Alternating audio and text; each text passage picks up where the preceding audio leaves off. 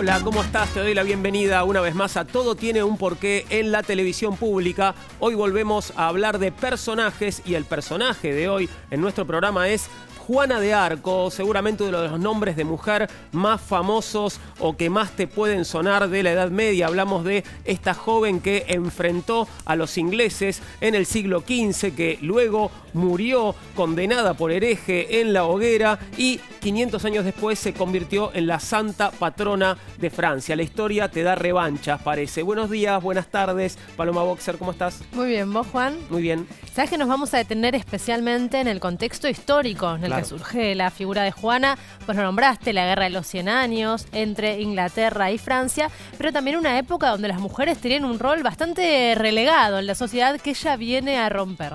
Llamativa, ¿no? La presencia de Juana de Arco en ese contexto. ¿Cómo estás vos, Florencia Ballarino? ¿Cómo estás, Juan? Y también vamos a hablar de esas voces que Juana dice escuchar y que fueron las que la lanzaron, ¿no?, a la acción. Tenemos, parece, una nota con un especialista, con un médico, para conocer acerca de la enfermedad, la patología que se relaciona con el tema de escuchar voces. ¿Estaba iluminada Juana o estaba tal vez un poco loca? Bueno, hablaremos de eso también en un ratito. ¿Cómo estás, Maximiliano Tomás? ¿Qué tal, Juan? Muy bien. Mira, si bien no hay acuerdo acerca de cómo se veía Juana de Arco, digamos, de hecho en las imágenes que tenemos por ahí atrás no hay ninguna que se parezca entre sí. Lo único seguro es que no se parecía a Mila Jovovich, ¿no? En la adaptación de Luc Besson. Lamentablemente. Lo que vamos a hacer también en la segunda parte del programa es hablar acerca de las múltiples y variadas adaptaciones que tuvo la historia de Juana de Arco a la pantalla grande. Hay películas buenas y hay películas malas. No tan buenas. Ok, o no tan buenas, me gusta que los cuides. Bien, vamos a presentar, para meternos ya de lleno, para viajar a la Edad Media, presentamos a nuestra primera invitada. ¿De quién se trata, Paloma? Hoy nos visita Eleonora Cavazzini.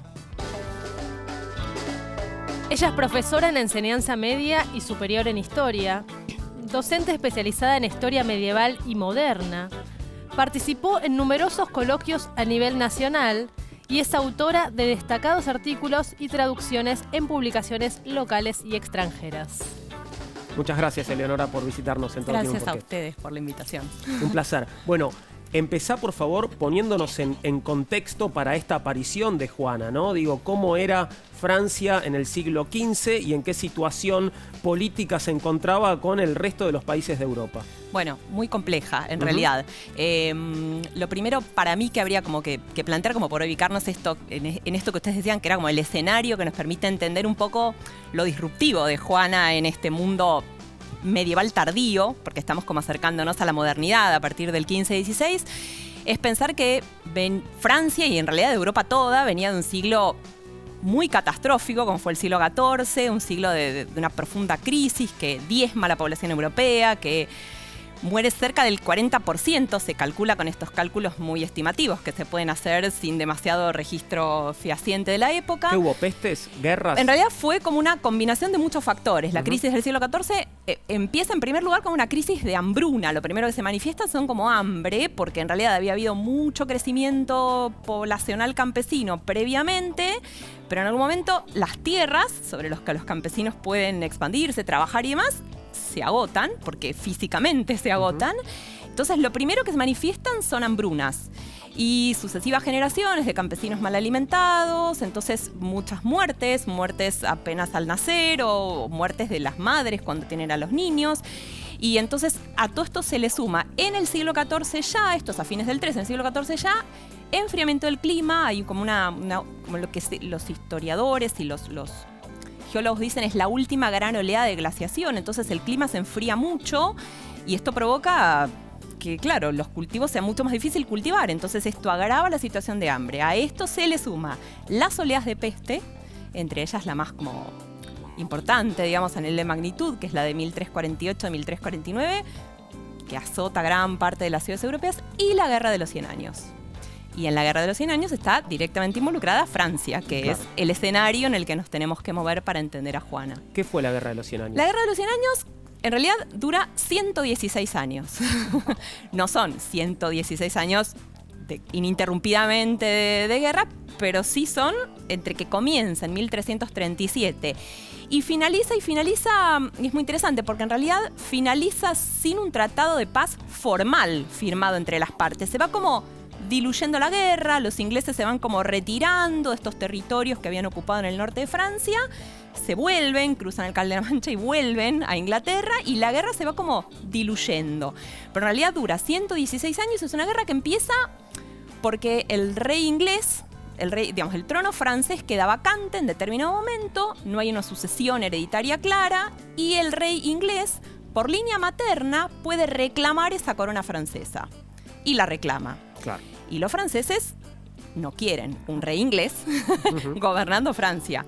Entonces ponen a otro rey como su sucesor. Entonces empiezan los reclamos del rey inglés y los franceses que comienzan como una especie de defensa de esta monarquía, de este rey francés que ellos acaban de nombrar como rey.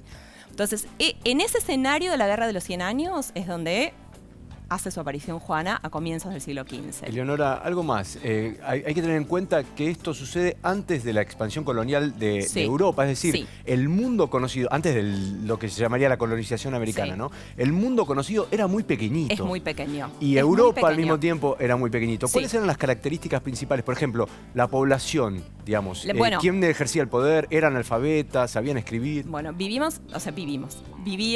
en un mundo que era profundamente campesino, o sea, la sociedad medieval es una sociedad, primero estamental, o sea, está muy marcada por el nacimiento, entonces se nace dentro de una clase señorial, de una clase noble, o se nace campesino. No hay movilidad social. No hay movilidad social. La mayoría de la población claramente era campesina, venía de una situación muy compleja, de haberla pasado muy mal las generaciones anteriores, digámoslo así, en el siglo previo. Los campesinos que sobreviven a la crisis están mejor porque pueden aprovechar como la coyuntura de lo que quedó, digamos, y instalarse en las mejores tierras. De hecho, la familia de Juana, por ejemplo, el papá y la mamá son agricultores, son campesinos, son labradores, pero no están en una posición de extrema pobreza. Están en una situación media, digamos así, dentro del campesinado medio. Tienen algunas hectáreas de tierra, tienen animales. De hecho, el papá además ocupa como algunos cargos oficiales en el pueblo donde ella nace y donde ellos viven. Es decir, en general, las generaciones, sobre todo en el siglo XV y a partir de mediados del siglo XV, cuando empieza la recuperación económica de Europa, estas generaciones de campesinos están un poco mejor que las anteriores. Pero de todas maneras seguimos hablando de gente que vive en condiciones muy difíciles. ¿Es un mundo muy religioso? Es un mundo profundamente religioso. De hecho, es muy interesante porque el concepto de religión no existe en el mundo medieval europeo. Es el saber. Es el saber. Claro. O sea, todo el mundo es cristiano. Todos damos por sabido que nacés en la Europa medieval y vas a ser cristiano. No hay chance de elegir algún otro camino, digámoslo así, a nivel religioso. Entonces, el término religión, de hecho, es desconocido en el mundo medieval. O sea, todo el mundo es cristiano. Y es un mundo... No, perdón. Sí. Es un mundo... a esto voy, que también me parece a mí que para entender toda esta cuestión de las voces de Juana y todo este contacto muy profundo que ella dice tener con Dios y con los santos y con estas santas que le hablan, hay que entenderlo como en este contexto de mucha religiosidad a todos los niveles, digamos, porque para la gente también es un mundo profundamente, lo que nosotros diríamos hoy, espiritual. Religioso, absolutamente. Sí. ¿Y cuál es el rol de las mujeres, te iba a preguntar, en esa sociedad? Y como creo que ella lo dijo en la presentación, muy relegado en realidad, porque, a ver, las mujeres campesinas en realidad trabajan a la par de los hombres, crían a sus hijos. Los niños trabajan desde pequeños, porque en realidad el niño, sobre todo en las familias campesinas, es visto como, hasta que no tiene edad suficiente para trabajar, como una boca que hay que alimentar hasta el momento en el que pueda trabajar, que en general son desde muy chiquitos, por ahí con tareas más sencillas al principio, pero Juana, de hecho, desde que es muy chiquita, lleva las ovejas que tiene la familia a pastar y, o sea, digamos, la mujer por ahí tiene otras funciones además, porque se ocupa del tejido, como de la producción de ciertas manufacturas dentro de la familia campesina, pero también trabaja la tierra junto con su marido. O sea, el trabajo es un trabajo familiar. Te preguntaba Maxi antes, digo, ¿eran analfabetos? ¿Alguien sabe leer y escribir? ¿Los ricos saben leer y escribir? Bueno, sí, los ricos saben leer y escribir, sobre todo los miembros del clero. En general, digamos, el dominio de la palabra escrita en el mundo medieval casi monopolio de los miembros del clero. O sea, Juana no. Eso está Juana claro. no, de hecho Juana es analfabeta y es muy interesante porque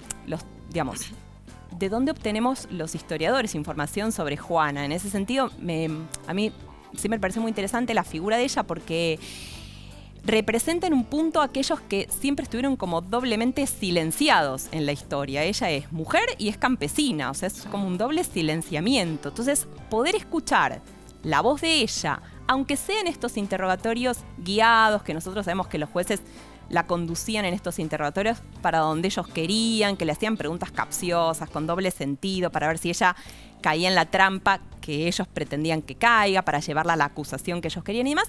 Sin embargo, poder escucharla a ella es como muy interesante. Y ella en su momento dice, yo no sé leer ni escribir. Y cuando firma y tiene que firmar, primero firma con una cruz. O sea, las fuentes documentales para reconstruir de lo que vamos a hablar, que es la vida de Juana de Arco, son precisamente el proceso judicial, los procesos judiciales, y ni siquiera, porque en realidad las actas originales del proceso judicial se perdieron. Lo que tenemos son como fragmentos, por ejemplo, de notas que escriben años más tarde 2 de los jueces que la juzgaron, haciendo memoria de lo que había sido el juicio de Juana. Tenemos, en algún momento se compilan como parte de los interrogatorios que le hacen a ella, porque eso es enviado a la Universidad de París a que un grupo de teólogos lo examine para estar de acuerdo o no con el veredicto que pensaban dar los jueces. O sea, son como fragmentos, es una historia que como una especie de rompecabezas que se va armando para tratar de reconstruir la figura y sobre todo la voz de Juana, que es lo único que tenemos de ella, digamos. Te propongo, Leonora, les propongo, chicos, que veamos un informe sobre esos primeros años de Juana. Perfecto. Antes de aparecer Juana, digamos, en la escena pública, ¿no? Perfecto. Y de tomar la espada, si es que la tomó, ¿no? Alguna vez, definitivamente. Ya veremos. Bueno, ok. Estos fueron los primeros años de Juana de Arco. Se cree que Juana de Arco nació en 1412, aunque no hay seguridad sobre la fecha y ella misma desconocía su edad exacta. Tampoco es segura la ortografía de su apellido, puesto que la denominación de Arco comenzó a ser usada 1 siglo y medio después de su muerte. Lo más probable es que se llamara Juana d'Arc. En su aldea le decían simplemente Jeannette o Jeanne. Ella solía usar con gusto el apodo de la doncella. Lo cierto es que nació en Domremy, un pequeño poblado francés. Hija de campesinos, Juana hilaba lana al lado de su madre, cuidaba de su rebaño en los prados del Mosa y acompañaba a su padre en el arado. No sabía leer ni escribir. Era una niña dulce con un profundo espíritu solidario y religioso, querida por todos. No dejaba nunca de socorrer y consolar a quienes más lo necesitaban, como a su pequeño vecino Simón Misnier, que temblaba por la fiebre y a quien cuidó durante numerosas noches. Domremy, situada en el departamento de los Vosgos, en la región de Lorena, estaba bajo dominio del duque de Borgoña, aliado con los ingleses, los cuales habían invadido una parte importante de territorio francés. La comarca donde nació Juana, sin embargo, se mantenía leal a Carlos VII, rey de Francia. Ingleses y franceses venían protagonizando una de las disputas más largas y cruentas de Europa, llamada Guerra de los 100 años. Nadie imaginaba que la valiente participación de una niña analfabeta contribuiría a ponerle fin. Juana tenía 13 años cuando en el verano de 1425 comenzó a oír voces que alterarían su adolescencia. Los mensajes que recibía, como si le susurraran al oído, la exhortaban a llevar una vida devota y piadosa. Más tarde, reconocería a San Miguel, a Santa Catalina y a Santa Margarita como las sagradas figuras que se le revelaban. Las apariciones de los santos, diría Juana, eran acompañadas a menudo por un resplandor. Unos años más tarde se sintió llamada por Dios a una temeraria misión que no parecía al alcance de una campesina sin estudios. Al principio mantuvo ocultos estos llamados, tal vez por no saber expresarlos de manera convincente o por temor a que se los considerara un trastorno mental. Solo optó por compartirlos con su gente más cercana, hasta que la noticia no tardó en propagarse por todo el reino. Estas manifestaciones, alejadas las sospechas de una perturbación infantil, terminarían por ser creídas. Francia vivía horas decisivas, y una doncella humilde y sin preparación para la guerra estaba a punto de convertirse en una extraordinaria heroína. Bien, Eleonora, por lo que veíamos en el informe sobre los primeros años de Juana, todo parece indicar que el gran cambio en su vida se produce cuando ella empieza a escuchar estas voces, ¿no? Sí, absolutamente. Ella, en realidad, tal como dice el informe, ella no se lo cuenta a nadie, no revela nunca a nadie que escucha estas voces, ni siquiera al párroco de la aldea, y eso es en un punto como un reclamo permanente que le hacen los interrogadores, estos jueces durante el proceso. ¿Por qué no le fuiste a contar a quien debías contarle en confesión, que era el cura de tu aldea, el párroco de tu aldea? ¿Por qué? Y ella siempre dice lo mismo, porque las voces, esto me lo ordena Dios, es como un argumento muy reiterativo digamos, en los interrogatorios de Juana. Ella dice permanentemente, porque Dios así me lo ordena, y Dios me ordenó, digamos, a partir de estas voces o con estas voces como intermediarias, que yo solo podía como revelarle todo esto al delfín, que después va a ser el rey Carlos VII, en ese momento todavía es el delfín de Francia, o sea, es el heredero, el que pretende ser el futuro rey, pero todavía es delfín de Francia. Eso es un delfín, digamos, es un heredero. heredero. Es el heredero al trono en el caso francés, absolutamente. Okay. Entonces Carlos todavía es delfín hasta el momento de su coronación, no es el rey aún, y ella dice, solamente cuando yo me pueda presentar ante él voy a revelar, y de hecho se mantiene como en esta postura incluso en los interrogatorios, porque cuando le piden, los jueces le piden a ella que ella jura decir toda la verdad sobre la Biblia y demás, y dice, yo puedo jurar decir la verdad sobre mi padre, sobre mi madre, sobre mi infancia, sobre cómo llegué hasta acá, pero no puedo decir absolutamente nada sobre estas voces que me hablaban, porque eso solamente concierne a Dios, a mí y al rey. Ahora, ¿ella llega a encontrarse con el delfín o con el rey y a contarle todo esto en algún momento? Ella llega, y es muy interesante porque en realidad ella se va de la casa de los padres sin permiso de los padres, y es algo que también le recriminan después en el juicio. ¿Cómo desobedeciste a tus propios padres? Y ella dice, bueno, pero yo creo que por encima de mis padres está Dios. Y Dios me ordena que ella se va de la casa de los padres en mayo de 1428 y se va hacia el norte, territorio borgoñón, digamos, territorio enemigo, para tratar de encontrarse con un noble, para pedirle a este noble que le proporcione una escolta que le permita a ella atravesar ese territorio enemigo y reunirse con el rey, con el que ella cree que tiene que ser el rey legítimo de Francia, que en ese momento es el delfín, que está en la localidad de Chinon, pero para llegar hasta ahí ella tiene que atravesar territorio enemigo. Entonces, reiteradas oportunidades va hacia el encuentro de este noble, y en el momento este noble, no sabemos por qué motivo, le da el ok, digamos, le brinda la escolta que ella necesita, y ella logra llegar al encuentro del delfín. Entonces, a ver, digamos, los relatos sobre, digamos, de la llegada de Juana son muy interesantes porque cuentan que estaban todos como con mucha expectativa, pero también como muy desconfiados sobre, claro, a ver, es una chica jovencita. 15, 16 años, ¿no? 16 años, muy joven, muy campesina, muy pobre. Entonces, ¿qué quiere? ¿Qué quiere? ¿Cuánto podemos creerle? Entonces, aparentemente el delfín ordena que se la reciba a ella, como una sala muy amplia, llena de gente, su corte, sus allegados y más, y los sirvientes. Y él se viste como sirviente y se queda como casi escondido en un rincón. Entonces cuentan los testimonios que Juana entra en la habitación, mira rápidamente y se dirige sin dudar hacia él, se arrodilla y le dice, vos vas a ser el futuro rey de Francia y yo tengo que acompañarte como en esta misión de coronarte en Reims, que era el lugar donde se producía la coronación de los reyes en Francia en ese momento, para que puedas coronarte como rey. Perdón, suena un poquito a fábula esto. Suena esto, un poquito a fábula, ¿es un hecho? sí. ¿Pasó realmente? Digamos, ¿se puede corroborar? Bueno, a ver, nosotros sabemos que Juana, digamos, el juicio que la condena a Juana, que es de 1431, que es el juicio donde ella es acusada de, entre muchos otros cargos, de herejía, de brujería, de apostasía y demás, que es el que la termina condenando a muerte, digamos. Luego ese juicio es revisado unos años más tarde, bastantes años más tarde, en realidad en 1456. Y cuando se hace la revisión de ese juicio, se pide, por ejemplo, testimonio a gente que había sido testigo de ese encuentro. Entonces, lo poquito que podemos saber sobre esta llegada de Juana y este primer acercamiento con el delfín tiene que ver con esos testimonios, que es muy interesante preguntarnos por qué no fueron citados en el primer juicio que se le hace a Juana.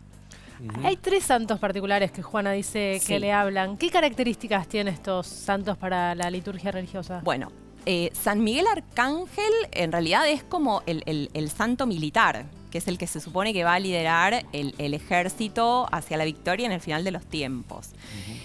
Las otras dos santas, que son Santa Catalina y Santa Margarita, son santas que tienen como una vida personal muy compleja, de mucho sufrimiento, son prácticamente mártires, que en un punto va a ser como después, digamos, en lo que va a ser después convertida también Juana, digamos, una vez que ella muera, esta idea de la Juana mártir va a ser como un poco el emblema de Francia, pero sobre todo en esta idea de que ella es una mártir, que muere por una causa que es la causa francesa, digamos. Bueno, y esa primera manifestación, Juan, digamos, le dice que puede ser una especie de mito, pero también puede ser interpretado por la liturgia cristiana como un milagro. Sí, absolutamente. ¿No? Sobre todo... De hecho, hoy es santa, ¿no? Hoy es santa. Claro. A partir de 1920, primero se beatifican, o sea, el papado la beatifica en 1909 y en 1920 la convierte en santa y en la santa patrona de Francia, además. Es la patrona de Francia. Quiero que volvamos sobre las voces que escuchaba Juana y una mirada desde el siglo XXI, ¿no? La mirada de la psiquiatría, la mirada de un neurólogo. Ignacio Brusco nos cuenta qué puede haber pasado con estas voces que en el siglo XV escuchaba Juana de Arco. El escuchar voces es una alteración de la sensibilidad cuando se escuchan voces de forma patológica, porque uno puede escuchar voces cuando le hablan, que es lo normal. Esa normalidad puede alterarse en diferentes circunstancias. Las más frecuentes son en cuadros psicóticos, es decir, personas que tienen patologías como la esquizofrenia, que es la más común, y a veces otro tipo de patologías más infrecuentes, pero que existen, como la epilepsia parcial, una epilepsia donde se dispara eléctricamente esa parte del cerebro que es el lóbulo temporal donde escuchamos. Dentro de escuchar voces hay que localizar una cosa muy importante, que es diferenciar si las voces son verdaderas o no. Porque las personas que tienen epilepsia muchas veces escuchan voces y se convierte en lo que se llama alucinosis. Es decir, una alteración sensorial donde la persona escucha voces pero sabe que no son reales. En cambio, la esquizofrenia, que es lo más frecuente, combina escuchar voces con otra variable que es muy interesante, que es pensar que las voces son reales. Entonces ahí se produce una cuestión de pérdida del juicio de realidad. Por eso es muy, muy común que esté acompañado el escuchar voces con una alteración del juicio de la realidad. Es decir, no solamente escuchar voces. Lo interesante es que estudios actuales de resonancia funcional, algunos que se hacen incluso en la Argentina, están estudiando cómo cuando la persona escucha voces realmente se prende esa área del cerebro que es el área del escuchar. Por lo cual no es una cuestión abstracta ni metafórica, sino realmente cuando la persona está escuchando voces, sufriendo un cuadro psicótico, en la esquizofrenia, por ejemplo, esas áreas se prenden. Mucho más, indudablemente, también en la epilepsia, donde en realidad es un fenómeno de despolarización, prendido de una zona del cerebro que no debería prenderse, que es la zona auditiva, y ahí uno escucha voces. Generalmente esas voces son más, cuando hay epilepsia, son más simples, como escuchar palabras, ruidos. En la esquizofrenia se acompaña de patologías más complejas, de delirios, de estructuras, de ideas extrañas que nos llevan a tomar conductas que parecen reales. En el caso de Juana de Arco, bueno, está la discusión porque realmente fue una heroína en su época y fue libertaria dentro de Francia, pero bueno, quedan grandes dudas de las voces que tenían, a dónde la llevaron. Lo extraño de esto es que aparentemente en la esquizofrenia hay trastornos no solamente de escuchar voces, sino también delirantes y de la voluntad, por lo cual llevar a cabo tanta lucha como llevó Juana de Arco es raro, es extraño esa conjugación de una persona que fue tan exitosa conjugado con escuchar voces, por lo cual es casi una instancia extraña y también seguramente rodeada de alguna cuestión mitológica. Las voces son síntomas, escuchar ruidos o voces, es decir que muchas veces los síntomas significa que la persona lo cuenta, uno no lo ve. Entonces la persona le va a contar a uno que está escuchando voces. O uno le puede preguntar y la persona comentarlo, o decirlo, confesarlo. Generalmente es entonces el examen clínico que nos hace entender que la persona está escuchando eso porque nadie más lo escucha. A veces escuchan en la radio, a veces se produce lo que se llama visidentificación, que es escuchan voces o en la radio o en el televisor que le están hablando. Bueno, todo eso tiene que ver con que la persona indolente se angustia y siente instancias muy complejas con respecto a esa situación. Muchas veces, cuando está acompañado dentro de un cuadro psicótico, esas voces se acompañan de ideas delirantes, persecutorias, o que le hablan a ellos, donde la persona se identifica con las voces que están hablando. Si me está hablando la radio, me está hablando el televisor, eso es claramente una pérdida de juicio de realidad. Una cuestión interesante de escuchar voces, que es una cuestión subjetiva, si la persona lo escucha y el resto no, es la confusión que esto genera en la comunidad, incluso actualmente. Es decir, que las personas cuentan que escuchan voces y muchas veces los otros no le creen. Sin embargo, cuando uno ve en una resonancia de cerebro que funcional, que las personas están disparando esa información, es activa esta parte del cerebro, nos damos cuenta que es un problema orgánico que se expresa subjetivamente.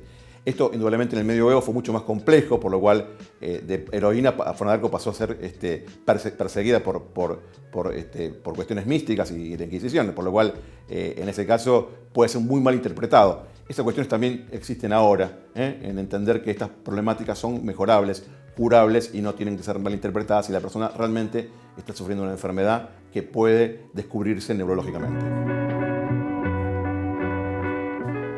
Enseguida vamos a la Juana de Arco guerrera, ¿no? Pero pensaba en esto del escuchar voces en el siglo XV, un momento en el que la Iglesia tenía, bueno, un papel tan fuerte para, bueno, manejar la mentalidad colectiva, sí, ¿no? Digo, ¿cualquiera podía escuchar voces o uno no estaba autorizado para escuchar voces? No, uno no estaba autorizado para escuchar voces, claramente, y de hecho es otra vez, digamos, yo vuelvo permanentemente a los procesos, digamos, a los testimonios en los procesos, pero es lo único con lo que contamos, digamos, para hablar de Juana y tratar de rearmar como su relato. Claro, Dios hablaba con la jerarquía eclesiástica, los demás no hablaban.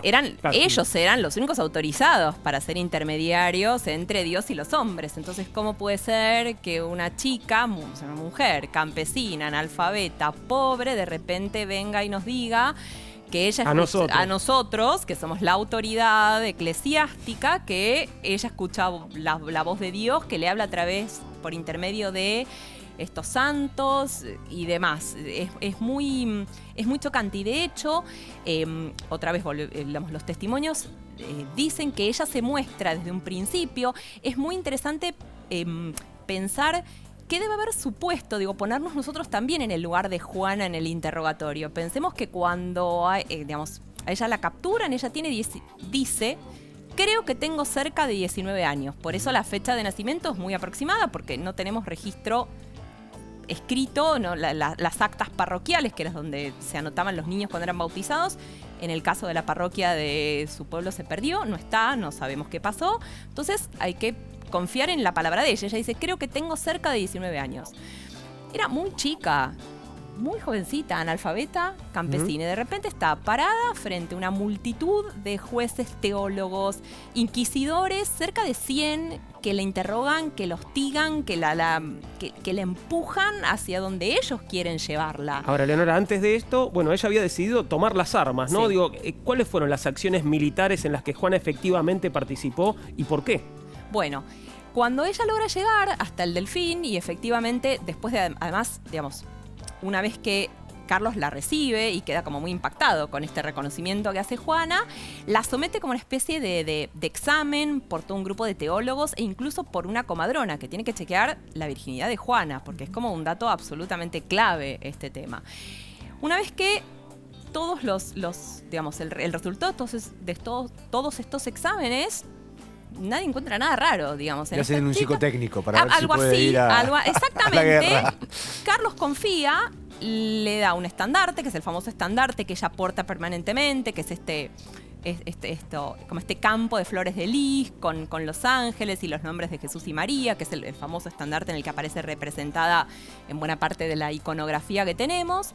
Le da un ejército, le ciñe la espada y le da un ejército, en realidad, un ejército, bueno, no tan pequeño, de cerca de 5.000 hombres. Pero Juana no tenía entrenamiento militar. Juana no tenía entrenamiento militar. La pone al frente. Bueno, en realidad ahí, digamos, los historiadores discuten, aún hoy, si efectivamente ella tiene más bien un liderazgo del estilo moral, o sea, es una cuestión como de liderazgo moral. Entonces ella permanentemente está arengando a las tropas y está hablando de que en realidad este suelo es suelo francés. Le infunde valor a las tropas y esas voces son un instrumento para infundir valor, ¿no? Exactamente.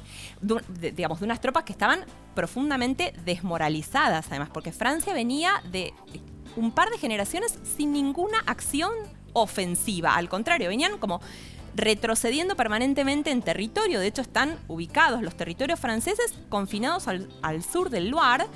Y la última gran plaza fuerte, que es Orleans, está sitiada por los ingleses. Entonces, los historiadores discuten si efectivamente ella ofreció más bien una especie de liderazgo moral, digámoslo así. De hecho, ella en el juicio dice: yo nunca maté a ningún hombre.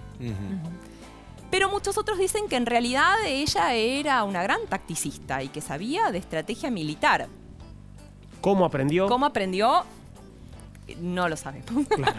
No lo sabemos y está aún en discusión. Lo que sí sabemos es que efectivamente ella, encabeza estas tropas que van a lograr la liberación de Orleans. Orleans estaba sitiada por los ingleses y ella logra la liberación de Orleans, entra triunfante en la ciudad de Orleans el 8 de mayo de 1429 y a partir de ese año, cada 8 de mayo, en la ciudad de Orleans se hace una procesión donde se recrea la entrada triunfante de Juana en la ciudad, que libera la ciudad de, que estaban, en realidad no estaba a manos de los ingleses, sino de los borgoñones, que eran aliados de los ingleses. Te voy apurando un poco. Sí, ¿Cómo obvio. llegamos a que se da vuelta la historia de Juana? ¿Cómo llega, llegamos a que la se venganza de los ingleses? ¿Cómo cae ella en manos de sus enemigos? Sí.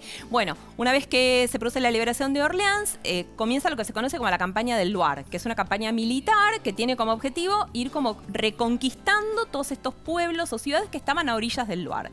Esto permite abrir como una especie de camino y que el futuro rey, Carlos, llegue a Reims, donde es coronado el 17 de julio de 1429.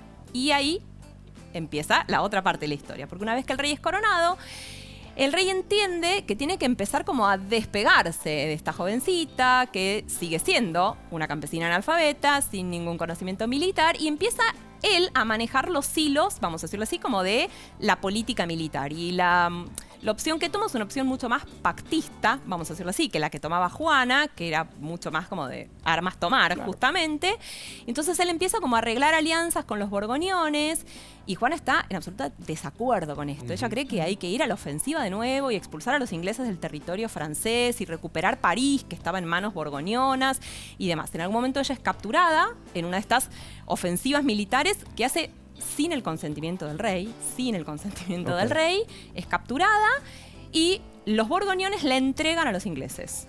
Y una vez que la entregan a los ingleses se dedican a hacer lo que pretendían hacer con Juana, que era juzgarla y acusarla de delitos tan graves como la herejía, la brujería, la apostasía y demás, de manera tal de que quede en evidencia que ese rey francés fue coronado gracias a un hereje. Para invalidar. Para invalidar absolutamente. Reinado, entonces, claro. ¿cómo se sostiene un rey cuya legitimidad depende de la ayuda de un hereje?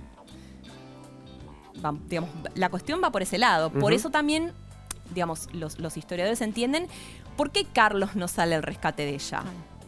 ¿Por qué no intercede ante el papado? ¿Por qué no intercede ante los ingleses? ¿Por qué no trata de negociar? Para despegarse de ella. Sí, porque lo que busca es despegarse de ella. Es despegarse de ella para fortalecer su propio poder. Por eso, muchos años más tarde, en 1456, cuando Francia ya está unificada territorialmente y su poder es lo suficientemente fuerte, el propio Carlos es el que habilita el proceso que rehabilita justamente la figura de Juana. Pero porque le convenía de vuelta. Absolutamente, porque le conviene de vuelta, Qué claramente. bárbaro. Bueno, condenada por hereje, por bruja y hoy santa patrona de Francia. Tenemos a Fortunato Malimacchi. Fortunato es doctor en sociología y profesor de la Universidad de Buenos Aires y nos habla sobre la canonización de Juana de Arco. El caso de Juana de Arco es interesante para ver cómo se produce un proceso de santidad o de canonización, que es lo mismo en la Iglesia Católica. Ella muere en la hoguera en el 1431, condenada por obispos, sacerdotes, la Universidad de París, que le acusan de hereje, disidente, bruja. Y después con el tiempo, se va reconsiderando y esto muestra que alguien es hecho santo cuando hay una necesidad histórica en esa institución de poner un ejemplo. Entonces, en el siglo XIX, después de la Revolución Francesa, hay una vuelta, una presencia muy fuerte del catolicismo en Francia, busca hacia atrás a quien poner como ejemplo, encuentran a Juana de Arco que le sirve para decir, fíjense, una persona condenada por los propios obispos, ha hecho, sin embargo, se ha mostrado fiel, piadosa, hablaba de las voces, se enfrentó a los ingleses y bueno, la hacen primero beata a principios del siglo XX y en 1920 la canonizan, la hacen santa y es una de las santas patronas de Francia. Al convertirse una joven campesina de familia acomodada, en aquella época, en santa, esto quiere decir que la Iglesia la pone como modelo. Entonces es una santa que viene a reafirmar el catolicismo francés y que les sirva de ejemplo a los franceses para defender su identidad. Los requisitos para ser santo dependen del momento histórico. Una persona puede haber sido puesta como subversiva. Fíjese el caso en estos momentos de la Argentina. Un obispo, Angelelli, era considerado guerrillero, que estaba con la subversión, fue asesinado por los militares, había quedado de ese lado, ahora hay un proceso que lo reivindica y lo acaban de hacer beato. Entonces, se puede ser de varias maneras. Uno, porque usted hizo un hecho extraordinario, un milagro se llama la Iglesia Católica. Para eso tiene que haber teólogos, médicos, alguien local. El beato es un local, es la comunidad local el que lo hace. O mártir, en este caso como fue asesinado el obispo Angelelli. Si esa persona con el tiempo es admirada, amplía la gente que la sigue, produce un segundo milagro, es el momento en que la institución católica dice, la vamos a hacer santa. Ahora, la santidad ya no depende a nivel local, la santidad se hace en Roma. Por eso hay una congregación para los santos en Roma que decide si tiene todas las características de ser santo. Ahí hay una disputa muy, muy fuerte. En esta experiencia de ver cómo las personas interceden y cómo estas personas son ejemplos en el largo plazo. Lo primero que hace la Iglesia Católica es llamar a alguien que nos traiga elementos. Se supone que la persona está muerta, ¿no? Entonces nos trae y dice, lo primero que dice es beato.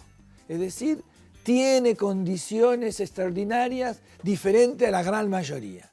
Beato.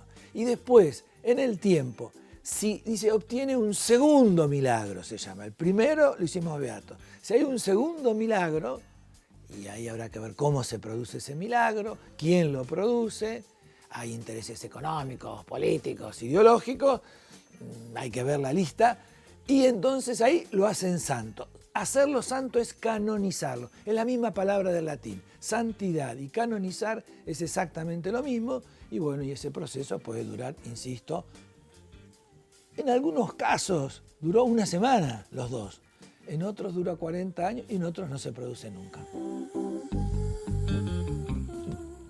En el caso de Juana, Eleonora duró siglos, ¿no? Duró siglos, desde el momento en que es condenada a morir en la hoguera, que era como el único castigo posible para alguien que en ese momento era acusado por los tribunales de la Inquisición, tal como en el caso de Juana, de cargos del estilo de herejía, brujería, apostasía y demás. El único castigo posible era la hoguera. Se pensaba que el fuego purificaría este alma, que estaba corrupta, que tenía que redimirse en algún momento y que la redención posible era únicamente el fuego. Se piensa que la memoria de Juana se irá como apagando, así como se fueron apagando las llamas de la hoguera, y en realidad sucede todo lo contrario. Y hay como una especie de acervo popular que mantiene vivo la memoria de Juana y que la hace cada vez más fuerte, y se erigen monumentos en su honor y canciones, y es decir, permanece como un personaje constante en el acervo popular francés hasta convertirse en lo que es hoy, que es como el símbolo de la unidad francesa, es la encarnación de Francia, digamos. Juana es la encarnación de Francia. La santa patrona de Francia que murió en la hoguera, como vamos a ver. Juana en la hoguera. Al mando de un ejército de miles de hombres, Juana de Arco ya había derrotado a los ingleses y levantado el cerco de Orleans. Francia de a poco recuperaba sus territorios de la mano de una heroína que decía ser guiada por la voz de Dios. Continuó luchando menos por mandato divino que por insistencia de sus soldados, hasta que fue capturada por los borgoñones el 24 de mayo de 1430. Comenzaba así un penoso periplo que terminaría en la hoguera. Fue trasladada a Rouen, ciudad dominada por los ingleses, donde el obispo de Beauvais, Pierre Couchou, lideró un proceso eclesiástico irregular que no tenía más fin que acusarla de brujería. Con el argumento de que las voces que le hablaban procedían del diablo, se pretendía desprestigiar a Carlos VII por amparar a una bruja. El obispo la instaba a que se sometiera al arbitrio de la Iglesia, pero Juana, con evidentes signos de debilidad física por la opresión que recibía, respondía con irreverencia. «Solo a Dios me remito», decía, «y no acepto el juicio de ningún hombre». El proceso fue largo y la voluntad de Juana se veía cada vez más disminuida. Sin plena conciencia de sus actos, cuando apenas tenía fuerzas para mover los dedos, firmó una abjuración de la que se retractaría días más tarde. Juana fue encarcelada, la atormentaron y ultrajaron. En los interrogatorios posteriores apareció vestida con atuendo de hombre, ya que de esa manera se sentía más segura contra el maltrato de sus guardianes. Nuevamente, en la sala eclesiástica, ante la exigencia del juez de que se sometiera sin condiciones a la decisión de la Iglesia, respondió con una frase categórica: «No se podrá demostrar que haya hecho algo que atente contra la fe cristiana». La actitud arrogante que mantuvo a lo largo del juicio causó irritación en los representantes de la Iglesia. El fuego, al que Juana tanto temía, estaba cada vez más cerca. La sentencia fue tajante. El tribunal leyó: «Juana, llamada comúnmente la doncella, apóstata, hechicera, será entregada al brazo secular». Los ingleses entonces condujeron a Juana a la hoguera sin más debates. El castigo se cumplió el 30 de mayo de 1431 en la Plaza del Mercado. Inquisidores, religiosos y magistrados presidieron la ceremonia. Más de 10.000 personas se agolparon para verla. Llegó vestida con los ropajes largos que reservaba la Inquisición a los herejes, las manos atadas y un capirote en la cabeza donde se leía: «Hereje, reincidente, renegada, idólatra». La multitud la vio rezar de rodillas, besar un crucifijo y comulgar antes de que la ataran al poste y muriera devorada por las llamas.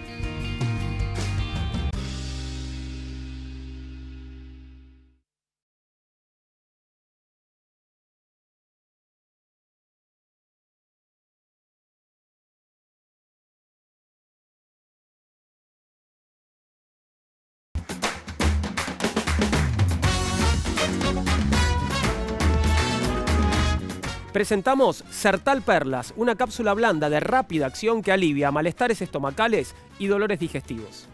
Sertal, qué felicidad sentirse bien.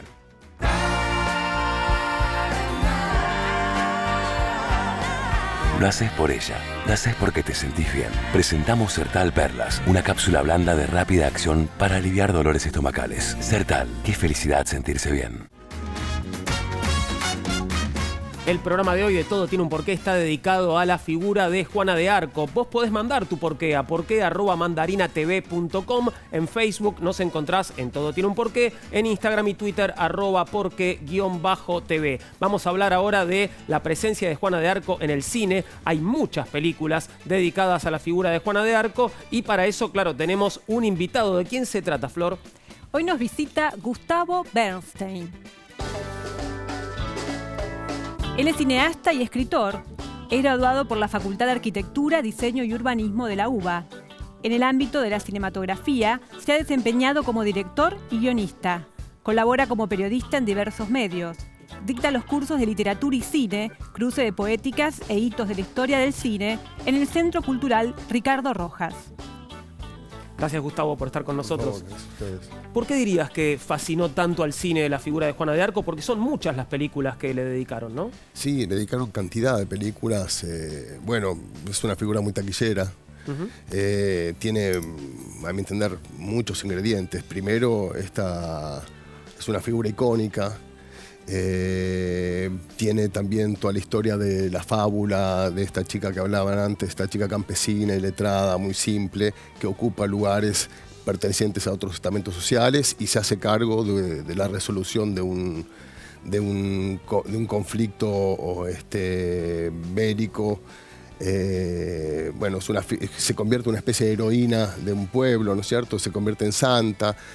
Para el cine tiene el componente esotérico de las voces, ¿no es cierto? Toda esa historia de la revelación, digamos, la primera etapa de revelación. Tiene después lo que es la epopeya bélica de Juana, que se hace el cine de acción. Y luego tiene otro género también que introduce, que es las películas de estrados que cultivaron los norteamericanos, ¿no es cierto? A partir del proceso de Juana. Bueno, es un mito. Eso me parece que es una figura muy convocante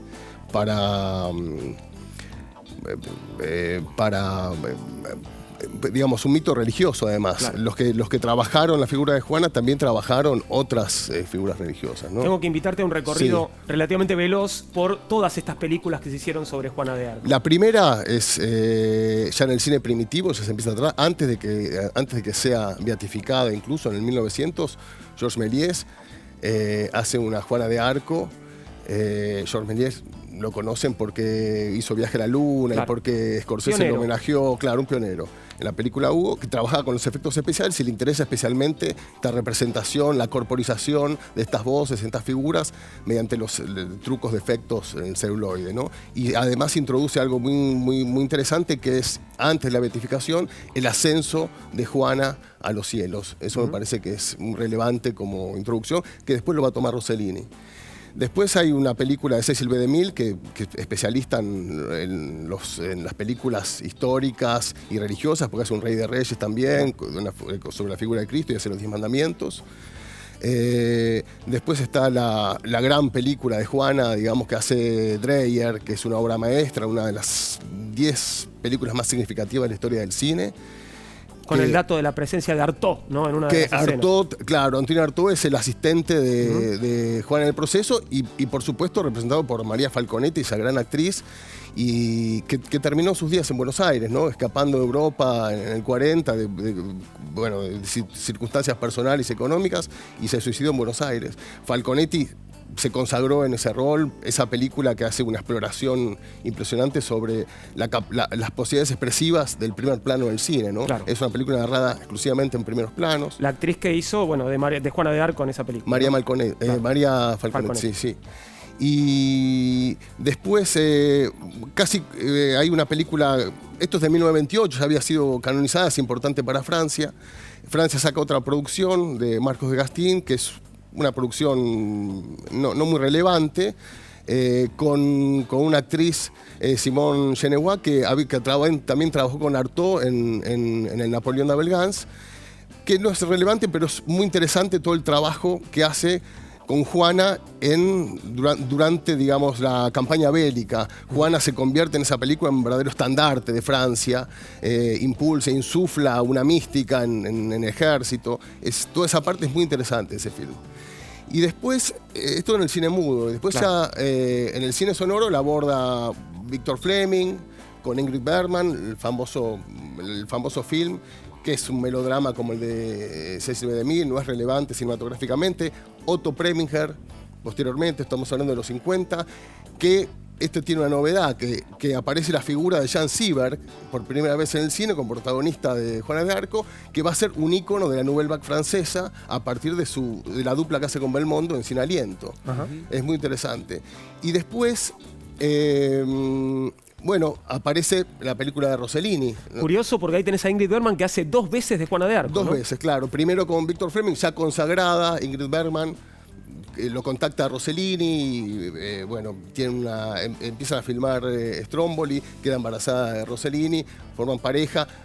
Tiene una curiosidad porque ella estaba casada y empieza a ver, fue un escándalo todo eso, y empieza a haber cartas en las que pedían de sectores muy conservadores que debía ser quemada en la hoguera. Ingrid Bergman recibe esas cartas.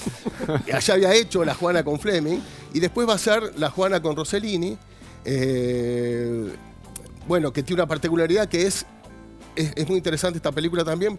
Primero porque adapta el oratorio de Paul Claudel y Arthur Honegger, que es casi una ópera que habían compuesto para una bailarina rusa, Ida Rubinstein, y adapta esa obra que es un oratorio. Y además porque es una rara avis en la producción filmográfica de Rossellini, porque es la única película no realista. Digamos, Rossellini es el padre del neorrealismo italiano, trabaja con la idea del verismo, de la objetividad, de la representación objetiva de la realidad. Le vamos a dedicar un programa al neorrealismo italiano, claro, muy pronto. Y esto es toda una puesta en escena, es la filmación de una puesta en escena, también protagonizada por Ingrid Bergman. ¿Estamos en los 60 ya? Esto es, estamos en, un poquito antes, 58, por ahí. Y bueno, y además con la aparición de lo sobrenatural para Rossellini, esto es increíble porque Rossellini incluso filma el Mesías, la vida de Cristo, la pasión de Cristo, y no hay un solo milagro en toda la película, porque él quería en la producción la fidelidad histórica y demás. Y acá, bueno, lo que decía antes, ¿no? Juana asciende a los cielos, desde los cielos dialoga con una figura ficcional que es Santo Domingo, y repasa fragmentos de su historia. El juicio está representado con figuras de animales, un cerdo, un asno, ¿no? Es muy interesante para la producción de Rossellini. Está la de Robert Bresson también después, ¿no? Bueno, Robert Bresson muy importante. Con Florence Delay, que bueno, Maxi la debe conocer, es una académica francesa que él no trabajaba con actores profesionales y ella es la primera aparición que hace en el cine. Luego va a ser una dramaturga, una novelista, una ensayista importante, miembro de número de la Academia Francesa, una hispanista, traductora. La de Robert Bresson muy importante por el despojamiento. La de Robert Bresson y la de Dreyer tienen una singularidad, que se hacen un recorte sobre el proceso de Juana de Arco. Claro. No narran la historia, sino que se dedican a narrar el proceso, basado en las actas del proceso o los fragmentos que quedan de las actas del proceso. Con eso construyen el film. Son las únicas dos. Las otras no, las otras hacen todo el recorrido histórico. Está la de Bresson, está, bueno, está también la de Luc Besson, ¿no? Claro, sí. Que es casi lo opuesto a Bresson. Con Mila Jovovich. Más floja, ¿no? ¿Cómo? Yo tengo ahí mis discrepancias. Yo, digamos, yo no soy un amante del cine de Besson, es un cine efectista que busca menos conmover que impactar. Pero me parece que tiene algunos hallazgos. Primero, una lectura más moderna que se viene tratando acá de la figura de Juana, es un poco iconoclasta, digamos, no trata a Juana la santa, sino la posibilidad de que Juana sea una psicótica, que esté escuchando voces y demás. Incluso la aparición más importante es un personaje ficcional, no es la aparición del arcángel Miguel, de Santa Catarina o Santa Margarita, sino de una figura con matices un tanto demoníacos, que es una especie de conciencia de Juana que hace Dustin Hoffman, que la lleva a revisar si esas voces en realidad no son producto de su imaginación y que funciona como una especie de psicoanalista en el encarcelamiento de Juana. Con ella dialoga, no con esas voces. Eso es interesante. Y además me parece que introduce otro elemento que es muy importante para el mito de Juana, que es esta condición andrógina de Juana. Claro. Juana es importante y se instaura como mito por esa capacidad de erotizar a todos los géneros, como un ícono del rock. Y en la figura de Mila Jovovich me parece que está precisamente eso, ¿no? Ese componente que es una bella doncella y es a la vez un bello muchacho, y a lo que ayuda también ese cuerpo espigado, fálico, no sé, que instauraron los modistas europeos en el cuadro de la Mora de Milán, digamos, pero eso me parece que es muy importante, como es un factor que introduce Besson, que me parece que es relevante para la lectura de Juana. Nos tenemos que ir, Gustavo, pero brevemente, tu favorita y si tiene sentido seguir haciendo películas sobre Juana de Arco. Tiene sentido hacer las películas que quieran, siempre hay una mirada y siempre hay una reinterpretación. La película extraordinaria es sin duda la película de Dreyer, ¿no es cierto? Claro. Es una gran película, son las mejores películas de la historia del cine y es impresionante lo que logra solamente con un recurso básico que es el primer plano. Impresionante, gracias Gustavo. Volvemos enseguida, estamos haciendo Todo tiene un porqué, hoy dedicado al personaje de Juana de Arco. El Paseo del Bajo va a conectar mejor y más rápido el sur con el norte de la ciudad. Ahora, los micros y los camiones van por abajo y los autos por arriba.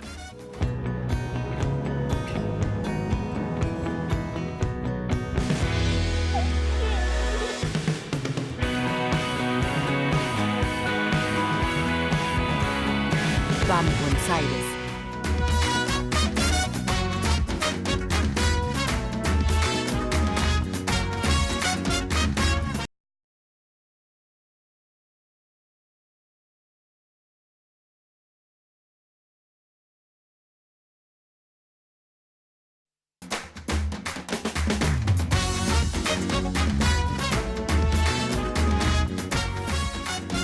Tenemos que irnos antes de arder nosotros en la hoguera. Gracias, Eleonora, gracias, Gustavo, por haber venido. Gracias, chicos. Y bueno, Juana de Arco inspiró, por supuesto, al arte pictórico, a la escultura, al cine y también a la música. Y nos vamos con nuestra Juana de Arco, la de los ratones paranoicos. Gracias por todo. Chau.